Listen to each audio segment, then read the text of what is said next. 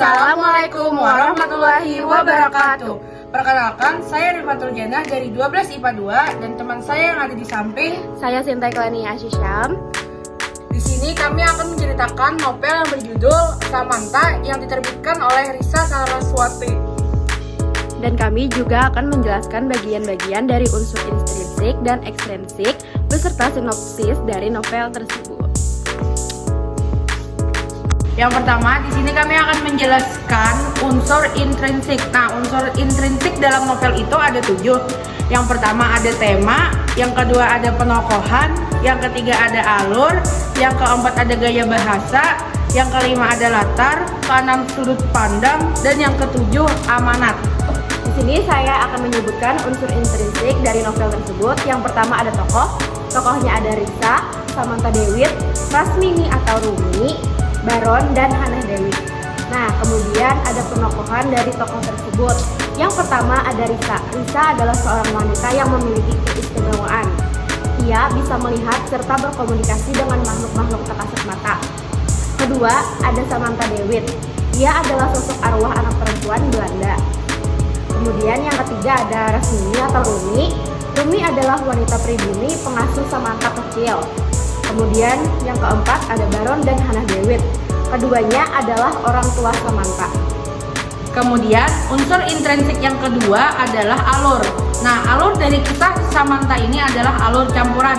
Ada maju, ada mundur. Kemudian unsur intrinsik yang ketiga adalah latar tempat. Yang pertama, tempatnya di Bandung, di rumah Risa. Yang kedua, di Batavia, rumah besar dekat perkebunan teh milik keluarga Dewi. Yang ketiga, Hindia Belanda, tempat Baron dan Hannah bertemu. Yang kelima, Nederland. Unsur intrinsik yang keempat adalah sudut pandang. Novel tersebut menggunakan sudut pandang orang ketiga. Kemudian unsur intrinsik yang kelima adalah tema. Tema tersebut adalah hidup Samantha yang penuh pengharapan dan penantian. Kemudian unsur intrinsik yang keenam adalah amanat.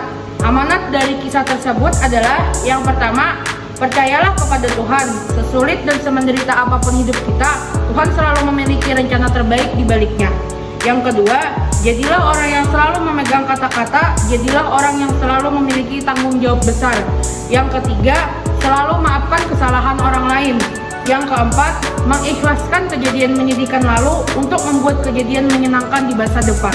Nah, jadi yang terakhir yaitu ketujuh, unsur intrinsiknya adalah gaya bahasa. Karena penulis menggunakan bahasa denotatif dalam penulisannya, jadi hanya sedikit gaya bahasa yang dapat saya bacakan di sini. Yang pertama, majas nilai. Contohnya ada pada teks, jika sedang tidur, wajahnya terlihat sangat cantik lugu sebagai malaikat.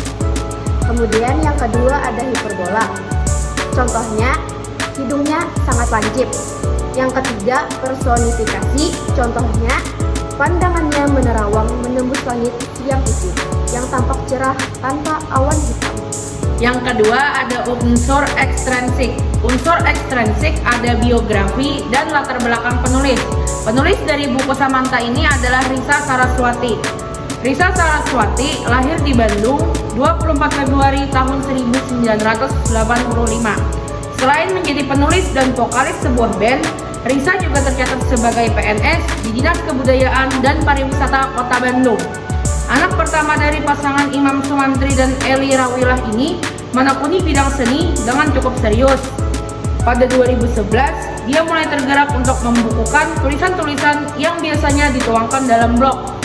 Tercatat hingga saat ini, Risa sudah membukukan 13 karya tulis. Beberapa di antaranya mendapat predikat buku terlaris. Samantha merupakan salah satu tokoh yang pernah diceritakan dalam buku Danur. Sosok hantu Belanda ini menjadi salah satu tokoh favorit pembaca. Nah, yang ketiga adalah sinopsis. Sinopsis dari novel ini, terlalu lama aku melupakan Samantha, sosok hantu anak perempuan yang kutemui saat umurku masih belasan. Sampai di malam hari, dia muncul dan bertanya dengan malu, apakah aku masih ingat padanya?